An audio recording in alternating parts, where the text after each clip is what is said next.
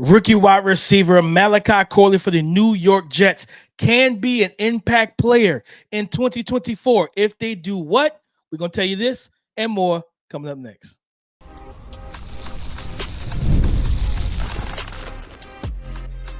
You are Locked On NFL Draft, your daily podcast covering the NFL Draft. Part of the Locked On Podcast Network, your team every day. What's up, Locked On family? Welcome back to the Locked On NFL Draft Podcast, your daily podcast covering your favorite draft prospects, part of the Locked On Podcast Network, your team every day. I'm your boy, Damian Parson. You can find and follow me on X at DP_NFL. I am a senior draft analyst, and thank you for making Locked On NFL Draft your first listen today and every day. Shot for being our everydayers.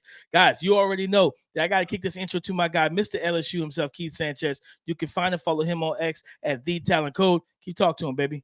What's up, Locked On family? Let's get locked in. This is Keith Sanchez, 2019 national champ, and the other side to this dynamic duo that we like to call the Locked On NFL Draft Podcast, where we are your number one source for the best NFL draft content there is out there. I want to say shout out to our everydayers. Thank you for tapping in with us each and every single day. DP, today we are talking about those playmakers. Yes, this is a playmaker edition. We're talking about rookie impact wide receivers, right? Which wide receivers went to good situations. And we know we could talk about the top names, the Marvin Harrison Jr.'s, the Rome Odunze's, but we're going to get into some in-depth names that went to some sneaky good situations that can be very productive. So, DP, we're going to get this thing started, man, at the very top. You mentioned Malachi Corley. You mentioned New York Jets, Mr. Aaron Rodgers. Later footprint, the blueprint, DP, for Malachi Corley and his New York Jets offense. Man, I can, manufacture touches, Keith, right out the gate. You know what I mean? They brought in Mike Williams from the Chargers, who I think is coming back off of an injury. So they don't, we're not sure how soon he'll be fully healthy, game ready to rock and roll at the start of this season. But I think, you have Allen Lazard, of course, Garrett, Wilson, being the wide receiver one in undoubtedly, right? I think you bring Malachi Corley into this and you put him into the slot. You get him quick screens, get him on crosses. What you want to do is do what Western Kentucky did, right? You know what I mean? And you want to get him in space with run after catch opportunities.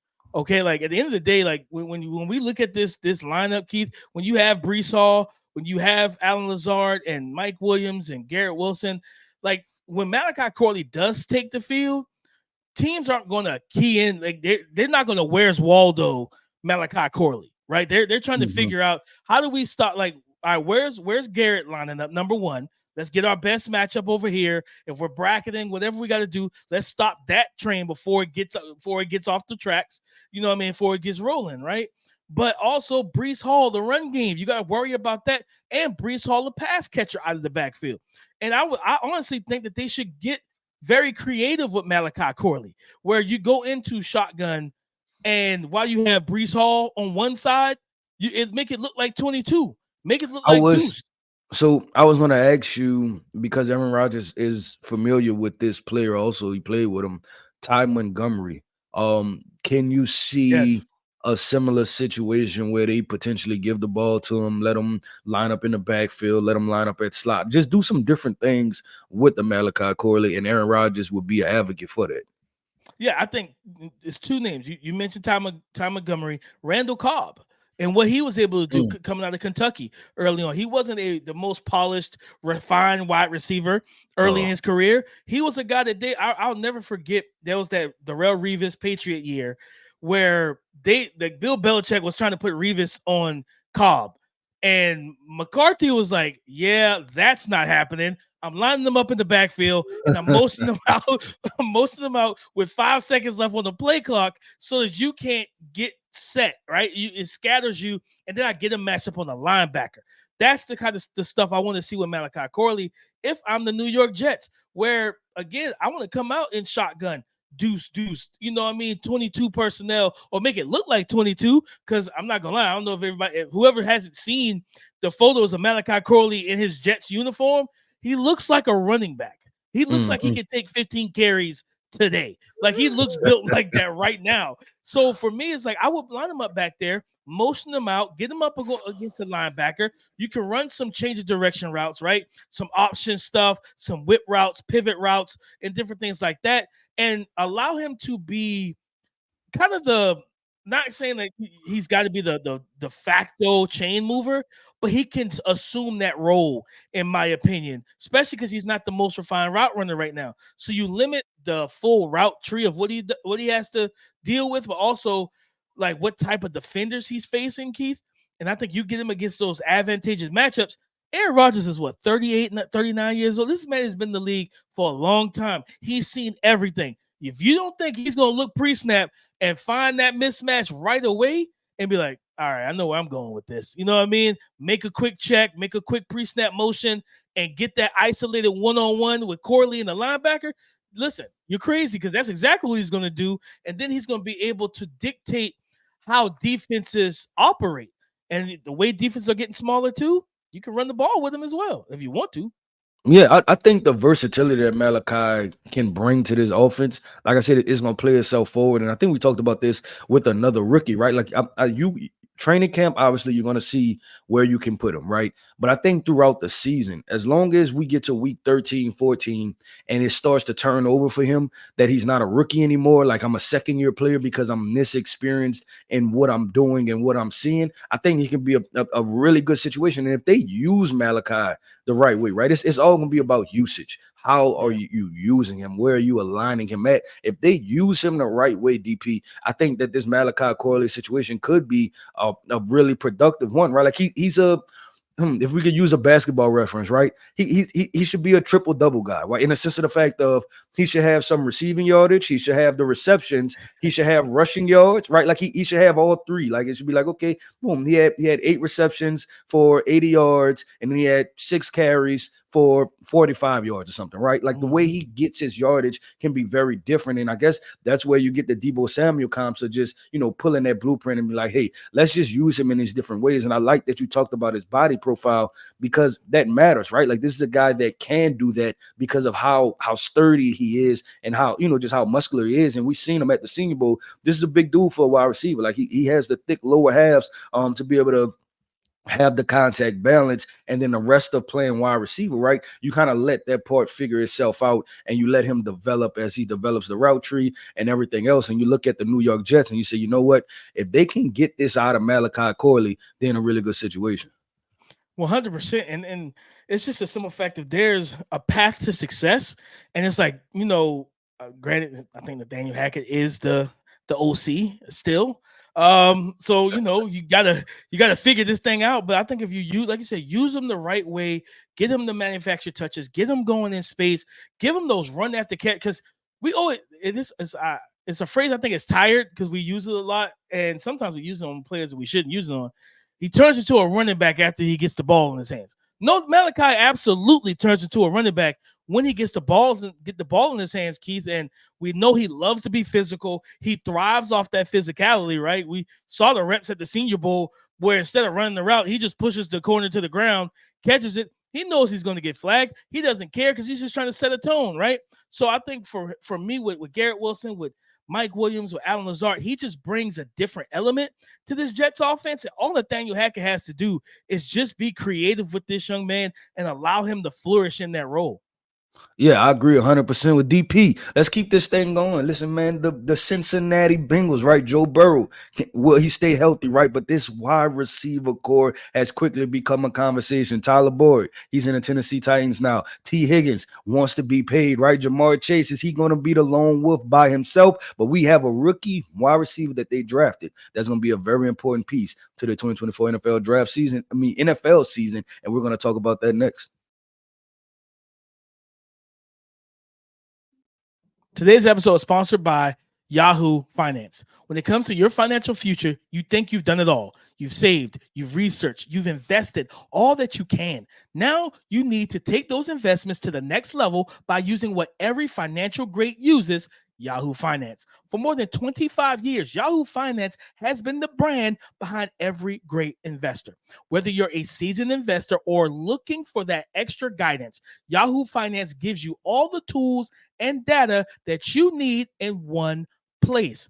Guys, with a community of over 90 million users each and every month, their real strength is helping you on your way to financial success. For comprehensive financial news and analysis, visit the brand behind every great investor, yahoofinance.com, the #1 financial destination, yahoofinance.com. That is yahoofinance.com. The Cincinnati Bengals rookie wide receiver Jermaine Burton will be an impact player in 2024 if he can beat out for snaps Charlie Jones, who they drafted last year, who I believe they drafted Jermaine higher than they drafted Charlie, but also like just in general getting on the field. I think with his speed and his explosive playmaking ability, and Keith also with Joe Burrow. Like the ball placement, the accuracy, and everything he brings to the table. With Jamar Chase, and I'll say this: if Jermaine Burton gets on the field enough, he can have a Jordan Addison type of impact to this offense. Big plays, one-on-one situations, advantageous opportunities where he runs good routes. He's got outstanding leaping ability, ball skills, like explosive speed, and we've always known that the big plays from this offense has always rest on the shoulders of Jamar Chase, whether it's run after the catch, down the field, same or T. Higgins as well, because that catch radius and the back shoulder fade and different things like that, like those guys bring that. I think that Jermaine Burton walking into this offense, I think there's a strong chance that he could be wide receiver 3 if T. Higgins is still there and they don't trade him off and stuff like that. Now, if T. Higgins gets traded, like that opens the door for him to be you leave Chase as the X, you throw Jermaine at the Z, and now Trent Irwin and Charlie Jones will battle out for that slot position, and Joe Burrow is going to be able to have to pick his poison and be able to attack you in different ways and different layers on the defense, because you have a slot, you have a do-it-all guy, and you have another do-it-all guy who's very good in the deep portion. I think for him to be impactful, he's got to get on the field and beat out Charlie Jones and Trent Irwin. But, man, if for Zach Taylor, getting him on the field, it's going to be paramount because, again, that explosive speed, that explosive element to your offense, you can't leave that on the bench, in my opinion. Yeah, no, and I don't think people realize how close Jermaine Burton is to being wide receiver 2 for this team. T. Higgins is out the door. If they're not able to work out the numbers, then Jermaine Burton is he's a very important piece, and he's a rookie that we're talking about week 15, week 16, the first round of the playoffs, the second round of the playoffs, right? And a part of a Cincinnati Bengals team that everybody feels if Joe Burrow is healthy, they're contenders for the Super Bowl, right? And being like having that much of an important, I guess, role for a team where the expectations are that high, this is a name that people need to get familiar with and then understand that he can quickly become a household name, right? Just because of the situations that he's going to be put in, just solely where he's been drafted to with the Cincinnati Bengals and the status of their situation. DP, I'm going to go with Ricky Pearsall. Because I'm looking at the San Francisco 49ers, and we're talking about the back end. He was drafted in the back end of the first round, right? And I think everybody was like, oh, wow. Like, I think everybody liked Ricky Pearsall. They didn't know if he was a first rounder. But even after that, they just kind of like glossed over it, right? It's like, hey, Ricky went in the back of the first to the 49ers. But just for the same conversation that I just had with Jermaine Burton, I'm looking at their wide receiver core, DP. And obviously they have, Christian McCaffrey, George Kittle. So get that out the way. But just pure wide receiver core. It's a Deebo Samuel, it's a Brandon Aiyuk, it's Jawan Jennings, and then it's Ricky Pearsall. You would assume that Ricky Pearsall would be better than Jawan Jennings, like from their perspective. They spent the first round pick, right? Then they would feel like he's better than that. So that's already wide receiver 3. This situation in San Francisco, when you talk about Deebo Samuel or why am I blanking? Brandon Aiyuk, yeah, or Brandon Aiyuk. I don't know why, just my gut tells me that one of them may not be there, right? Like especially obviously Brandon Aiyuk, he's made it known he wants to be traded. He wants his money. He wants in a situation where he's going to get fed the football. And then Deebo Samuel, I feel like we have to talk about the health conversation, right? So you talking about, can Ricky Pearsall in some weeks be wide receiver 2 or wide receiver 1.5, right? Because of that situation. You're talking about, you trade away Brandon Aiyuk, right? And then you have a week where Deebo Samuel's not healthy. Ricky Pearsall is your wide receiver 1 that week. So I think that this is a situation that nobody talks about. Like it's that close, right? Those two things, which are very realistic, right? Deebo Samuel being out a week because of an injury, and Brandon Aiyuk being traded away because he wants to be traded away, is very two realistic situations. No, 100%. And it's crazy because I think when you said people glossed over Ricky Pearsall, they glossed over him because it's like, he's not getting on the field this year. It's like, but there is a path for it. Because a very realistic path. Yeah. A very realistic path. And then you think about it, right? What if you get into, let's say, you keep Aiyuk and Deebo, but what if you get into a shootout where that Christian McCaffrey run game is nullified because the other team is scoring at will, right? You know what I mean? Like, able to put up points. Then you have to go to some 3 wide receiver sets. And I think the only thing for me that Jauan Jennings is going to be better than Ricky Pearsall is the toughness aspect, because he's a really good run blocker. But again, if we're throwing the ball, I need somebody that's going to consistently get open, be where he needs to be, and Ricky Pearsall can do that, especially with Brandon Aiyuk. And for whatever reason, they don't always make him the number 1 progression for Brock Purdy. But when he is perfect for Brock, right? Timing, rhythm, route running, separation. Guess who also on the team can do that now? Ricky Pearsall. So truthfully, and some people say, well, you throw, if he's on the field with Deebo and Aiyuk, you got to throw him in the slot. No, I'm actually throwing Deebo in the slot, because Deebo's the one who's going to work the middle. He's the one who's going to get the dirty yards, those physical run after contact situations. Remember the Eagles game where he had that big touchdown run after the catch in the middle of the field because he ran through the tackle of a linebacker? Yeah, that's what Deebo Samuel excels at. But route running and getting open immediately and against tight man-to-man coverage, that we saw that in the Super Bowl. Not his forte. That's not his game. That's Aiyuk's game. That's Pearsall's game. That's not Jauan Jennings' game. So, Keith, I'm with you. I think that Pearsall could have there's a path for him to be an impact player on this team, with or without those guys being there. But, of course, you would, if one of those guys got moved, 100%, right?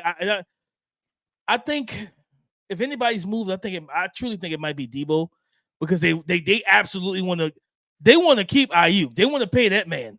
You know what I'm saying? They want to be like, listen, thank you for your services, Deebo. Yeah, we ran you into the ground a little bit. We appreciate you, but if anybody got to go, it's probably going to be you, big fella, because we rather put all these wide receivers out there. Because again, if you get more guys that can beat man-to-man coverage, what does that do for Brock? That makes Brock's life so much easier, because that's where he struggles as a passer, against tight man-to-man, right? Because outside of Aiyuk, the rest of those guys weren't getting open.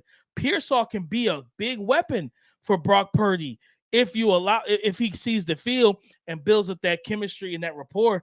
I never really thought about Pearsall, because again, I was like, man, Pearsall might not see the field at all in 2024. Yeah. Like, that was a weird first round pick. And they drafted Jacob Cowan in like the 4th round. You know what I mean? Which I expect Jacob to see the field, because he's going to probably be their punt returner. You know what I mean? And eventually, I think you almost have to listen when the teams talk, right? And the fact that all of that smoke around Brandon Aiyuk and Deebo and trades and all of this other stuff, and what their answer was to go draft a wide receiver and go get 2 of them. They went and got 2. So I'm like, I'm gonna just listen to what y'all telling me, right? And that means y'all have plans for something, right? And it's just, I believe that it's just a matter of time, and we'll see. I'm just listening to what they tell us, right? I'm not making this up. They did it. They went and drafted 2 wide receivers. In round 1 and round they got Jacob Cowan in round 4. Yeah, so I mean that's pretty high picks also. But DP, let's keep this thing going, man. And we're going where? To the Steel City, man, and talk about Michigan wide receiver Roman Wilson and what he can provide to a Steelers offense that needs an injection what consistency, versatility, right? They have Russell Wilson there now. So will we get a Russell Wilson and Roman Wilson connection? We're going to talk about that coming up next.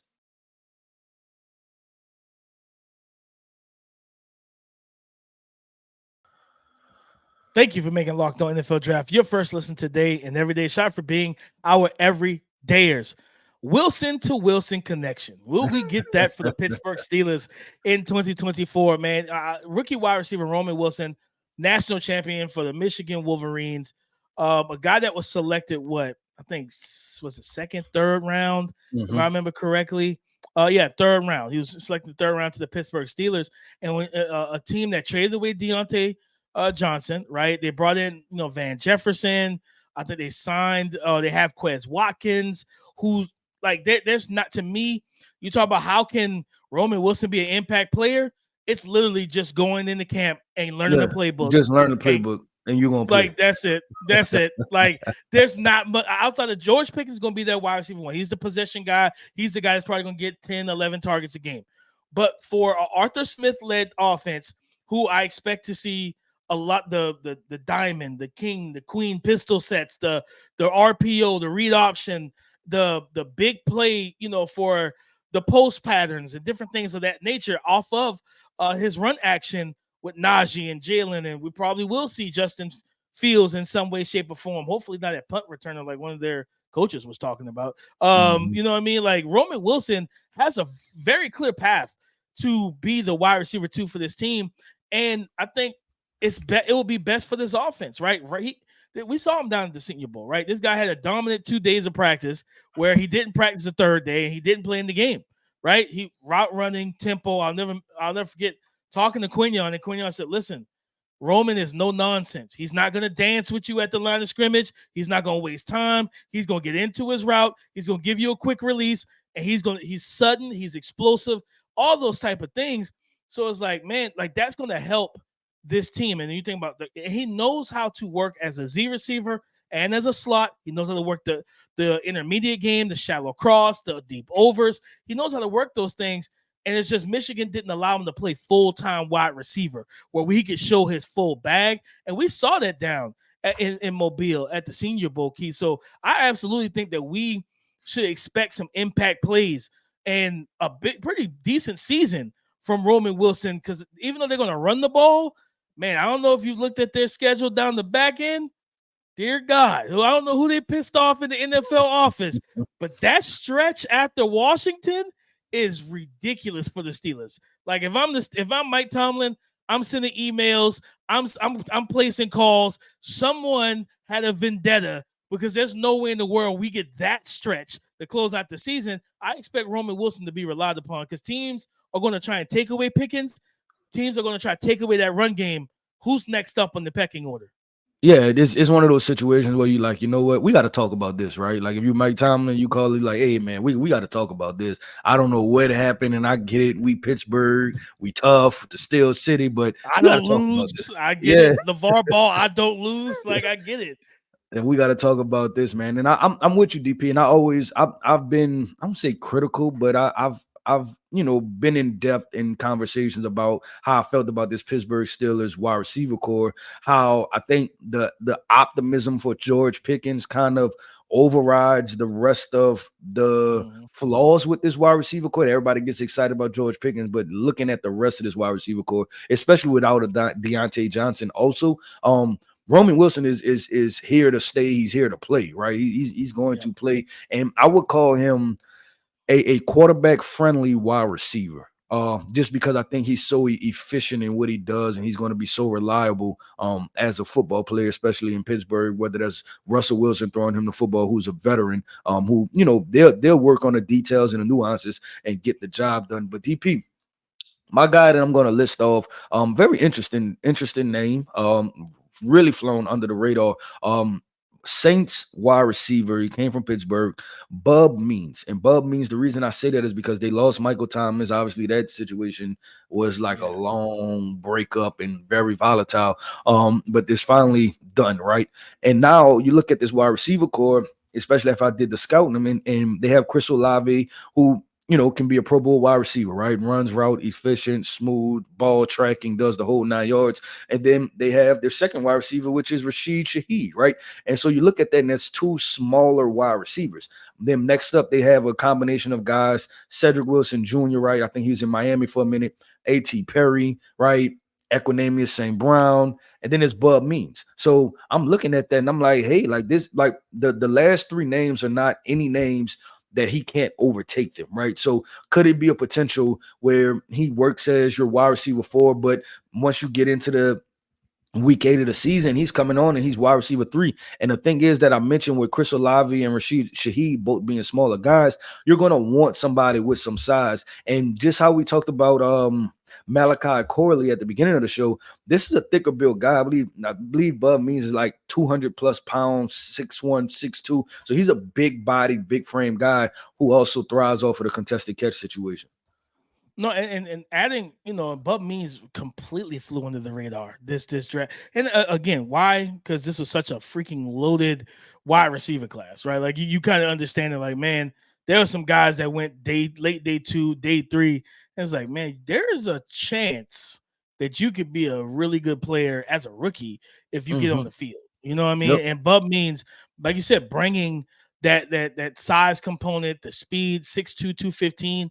He tested well at the combine, yep. Right, and everything. And it's like, okay, being able to add that, because like you said, even with A.T. Perry, like that big body receiver role, we still have to flush it out. We still have to figure out how it's going to work and how it's going to operate and different things of that nature.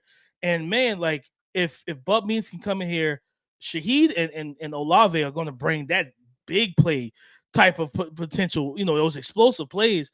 And with Taysom Hill's at what tight end, him and Juwan Johnson and things like that. Like they have a solid tight end room. Kamara and Kendre Miller. Like this is an offense that should not be bad. Like Derek Carr, just go out there and handle business, man. Like you got, of course, the offensive line. You got, Talise Fuaga. Hopefully Ryan Ramczyk can come in and be healthy. Whatever happens with Trevor Penning, it'll be very apropos if Trevor Penning can become a good starter at left tackle and allow, the offensive line to really mesh and everything. But yeah, I think Bub Means and what he brings overall, like it's a great compliment to the other pieces that's on this team. Whereas like, you know what, man, that X receiver role and him and A.T. Perry battling for who gets the snap share outside as that single wide receiver 1-on-1 on the left side of the offense. You got, dubs or trips to the opposite side. That guy that gets that 1-on-1, that X receiver, it could be either one of these guys. Both of them are talented enough to do it and give that big body trusting receiver for Derek Carr. Because I always said this, Derek Carr was always, what's the best way to put it? He always kind of reminded me of a passive aggressive throw of the football. High octane arm. Like, I'm not saying go out there and Brett Favre this thing and like just throw the ball in like quadruple coverage and say let's live or die like that. But don't be so timid as a pass. I always felt like he was timid. So it's like, man, if your guy is 1-on-1, give him a shot. Give him a shot. Trust him to make a play. And with A.T. Perry and now with Bub Means, you got some big body guys that you just say, you know what? They're down there somewhere, 1-on-1. Let me throw that fade ball and just let them trust my big fella to go make a play. And Bub Means can do those type of things. And he's a pretty decent route runner too. Yeah, he is. So this is an under the radar guy. Like you talking about, like a diamond in the rough potential gem. If they're able to get the offense together and it looks like something in New Orleans, and this could be a guy that starts to emerge as a player. But DP, that wraps up another episode, man, of Locked On NFL Draft Podcast. I want to say a shout out to Everydayers. Thank you for tapping in with us each and every single day, man. Make sure you hit that like button. Make sure you comment and make sure you subscribe to the YouTube channel. If you're not subscribed to the YouTube channel with the best NFL draft content there is out there, I am Keith Sanchez. You can find me on X at The Talent Code. That right there is my co-host, my guy, Mr. Damian Parson. You can find him on X at DP_NFL. And like we always like to say, man, y'all come talk to us because we like to talk back. Thank you. Go subscribe and follow for free on YouTube. Wherever you listen to podcasts, get the latest episode as soon as it is available. Thank you for making Locked On NFL Draft your first listen today and every day. Shout out for being our everydayers. Come and join the conversation again tomorrow on the Locked On Podcast Network. Your team every day.